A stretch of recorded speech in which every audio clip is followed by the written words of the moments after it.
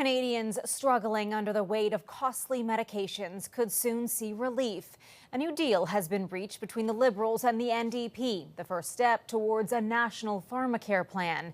It's set to offer people access to free diabetes drugs and birth control. CTV's chief political correspondent, Vassy Kapelos, joins us with the details. Vassy, just how significant will this be for Canadians?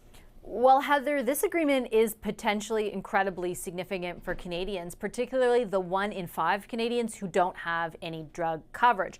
I'll add a caveat to that, though. On the face of it, it could be very significant, but the devil will really be in the details. What Mr. Singh conveyed to me in an interview earlier today was that there was an agreement in principle that there is legislation that will be tabled this week that does a lot for universal single-payer Pharmacare and the coverage of contraceptives and diabetes medication.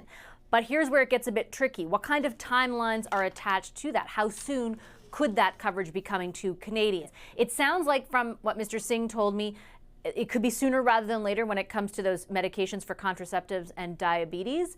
But there is no timeline, from what I can garner from what he said, on exactly how long it will take to implement a universal single-payer Pharmacare system. I pushed him a bit on it. Here's what he had to say. We have laid out the foundation with this legislation, which is what we wanted to do.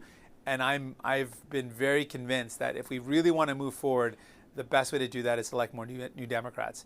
The Liberals have dragged their feet. The Conservatives definitely don't want this. If this is something that matters to you, we are the ones driving it.